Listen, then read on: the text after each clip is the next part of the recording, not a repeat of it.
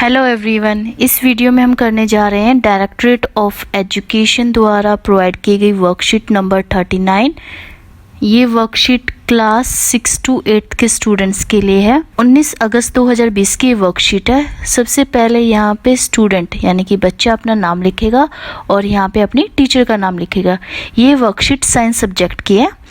Let's see कि हमारी worksheet में क्या दिया हुआ है। चलो पढ़ते हैं।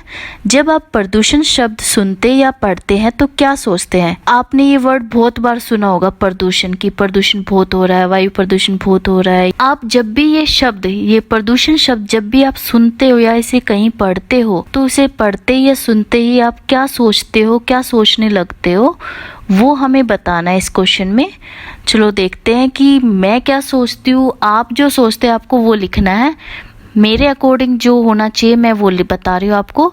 आप ये भी लिख सकते हैं और इसके अलावा भी आपके माइंड में अगर इसके अलावा कुछ लाइंस आते हैं तो आप वो भी मेंशन कर सकते हैं। प्रदूषण, जैसे मैं प्रदूषण शब्द सुनती हूँ तो मेरे दिमाग में आता है कि प्रदूषण का अर्थ है प्राकृतिक संतुलन में दोष होना, यानी कि पर्यावरण असंतुलित होना, न शुद्ध वायु मिलना, न शुद्ध जल मिलना, न शुद्ध खाद्य मिलना, यानी कि खाने की चीज़ें भी कैसी मिलती है, अशुद्ध, और वातावरण भी अशांत मिलना। प्रदूषण क्या है?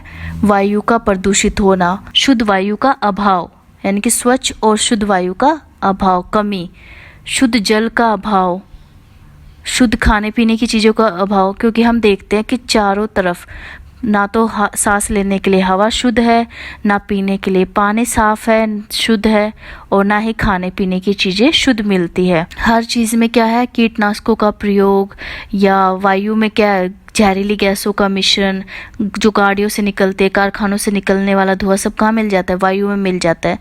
तो मेरे अनुसार प्रदूषण का अर्थ है प्राकृतिक संतुलन में दोष पैदा होना।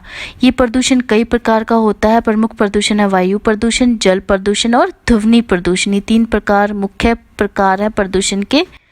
प्रदूषण के कारण क्या क्या हो सकता है? प्रदूषण के कारण मानव के स्वस्थ जीवन को खतरा पैदा हो गया है।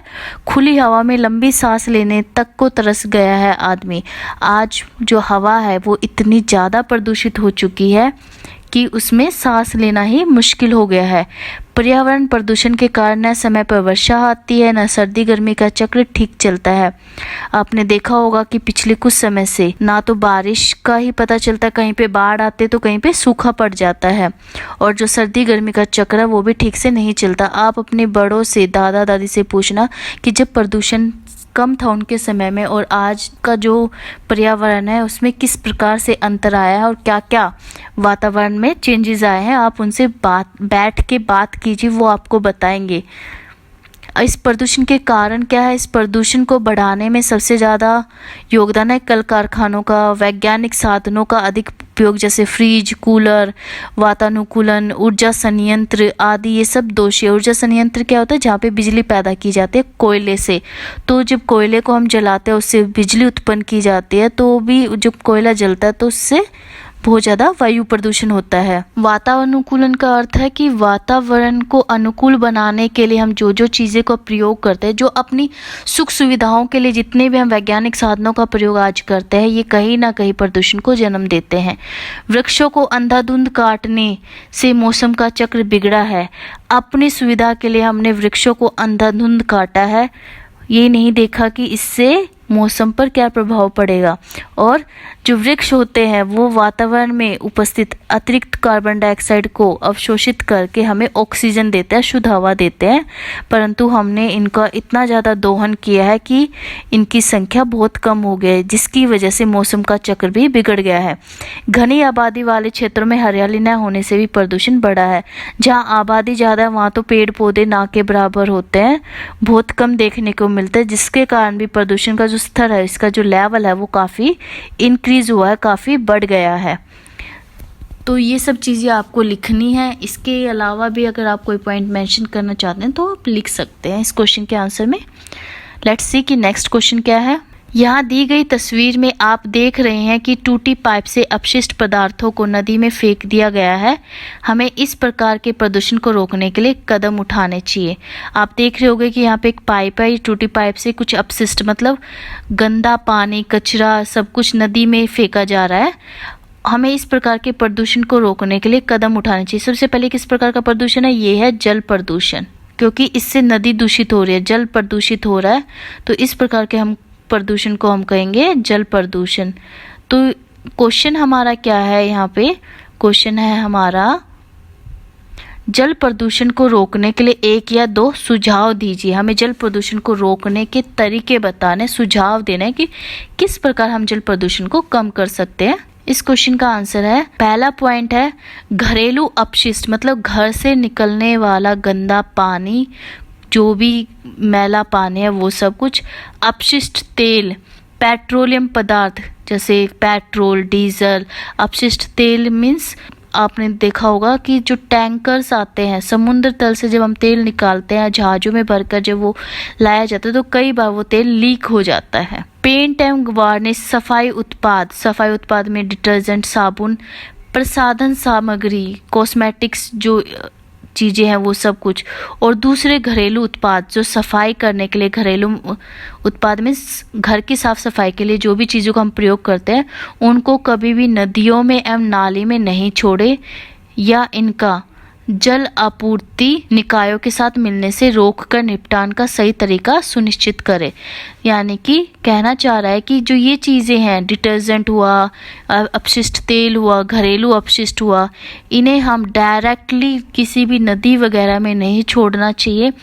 पहले इनका उपचार करना चाहिए, पहले इनका अच्छे से निपटान करना चाहिए, इनके प्रभाव को, क्योंकि ये इसमें काफ़ी कुछ पानी को, जल को प्रदूषण करने वाले तत्व होते हैं, उनको पहले नदी में डालने से पहले उनको सही तरीके से, उनका जो पोल्यूशन है उसमें जो प्रदूषक है उनको हटाना चाहिए, फिर नदी नालों में से डालना चाहिए उसको साफ करके।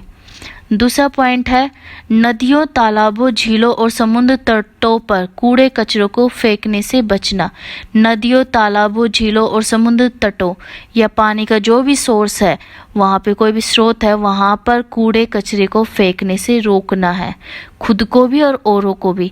आमतौर पर इन सामान्य आदतों की अनदेखी की जाती है। आपने देखा होगा कि कुछ लोग बीच वगैरह पे, समुद्र किनारे घूमने जाते हैं, नदियों के आसपास घूमने जाते हैं, तो बहुत कुछ चीजें नदी या समुद्र के आसपास फेंक देते हैं। कुछ खाया वो रैपर वहीं फेंक दिया, खाने पीने की चीजें हम नदियों में डाल देते हैं, तालाब वगैरह के, झीलों के आसपास अगर हम पिकनिक वगैरह करने गए तो वो सामान वहीं छोड़ते हैं, बाद में वो कहाँ चला जाता है, नदियों में बह जाता है।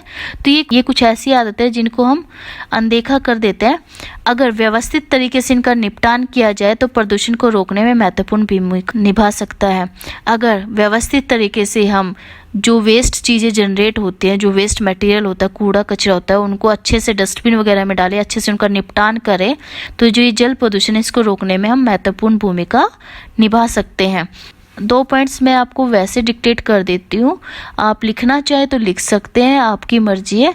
वैसे हमें क्वेश्चन में सिर्फ 2 ही सुझाव देने थे, 2 सुझाव मैंने यहाँ पे लिख रखे हैं, आप इनको नोट कर सकते हैं वीडियो को पॉज करके। तीसरा सुझाव ये हो सकता है कि जो कारखानों, फैक्ट्रीज वगैरह से जो भी गंदा पानी बाहर निकलता है उसको नदी नालों में डायरेक्ट ना गिरने दिया जाए। सबसे पहले उचित कानून बनाकर उस पानी को फैक्ट्री के मालिक या जो भी फैक्ट्री को चलाता है, जो भी उसका ओनर होगा, उस पानी का पहले अच्छे से निपटान करे, उसमें से हार्मफुल चीज़ों को बाहर निकाले, फिर वो नदी नालों में डाला जाए। 4th है कि हम लोगों में जागरूकता फैलाए कि जल प्रदूषण के बहुत हार्मफुल इफ़ेक्ट हैं। जल प्रदूषण के कारण बहुत सारी बीमारियां फैलाती हैं, स्किन एलर्जी, हैजा, टाइफाइड और ना जाने कितने सारे रोग जल प्रदूषण के कारण फैलते हैं। जल प्रदूषण का प्रभाव न सिर्फ मनुष्य पर पड़ता है, दूसरे जानवरों पर, स्पेशली जो पानी में रहने वाले जीव हैं उन पे बहुत ज़्यादा पड़ता है। तो ये 4 सुझाव हैं, 2 लिखे हुए हैं, आप उनको लिख सकते हैं, 2 मैंने आपको ओरली बता दिया, मौखिक रूप से। आपकी मर्जी है, आप 4 लिखो या 2 लिखो। एंड इस वीडियो में इतना ही। Thanks for watching this video. Please like, share and subscribe my channel. Thank you.